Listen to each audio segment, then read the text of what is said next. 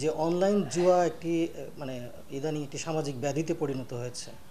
তো এই অনলাইন জুয়া বেশিরভাগ ক্ষেত্রেই দেশের বাইরে থেকে পরিচালিত হয় এবং দেশে এদের এজেন্ট বা সাব এজেন্টগুলো নিয়োগ নিয়োগ করা হয়।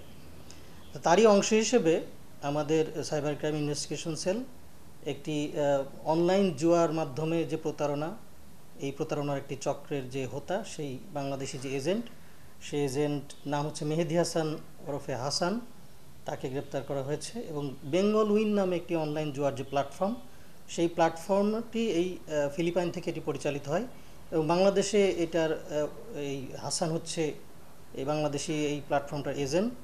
এবং বেঙ্গল উইন নামে যে অনলাইন জুয়ার যে অ্যাপ, এই অ্যাপটা এখান থেকেই পরিচালিত হয় এবং সে অনেক সাব এজেন্টগুলো নিয়োগ করে আর কি। তো তাকে আমরা গ্রেপ্তার করতে সক্ষম হয়েছি এবং তার কাছ থেকে আমরা জানতে পেরেছি সেটা ছিল যে ফিলিপাইন থেকে এটি পরিচালিত হয় এবং এই অ্যাপের মাধ্যমে, অনলাইন জুয়ার মাধ্যমে আমাদের যুব সমাজ থেকে শুরু করে আমাদের যে সমস্ত অন্যান্য পরিবার যারা আছে তারা সর্বশান্ত হয়েছে। অনেক ক্ষেত্রে এই প্রতারণারও শিকার হয়েছে।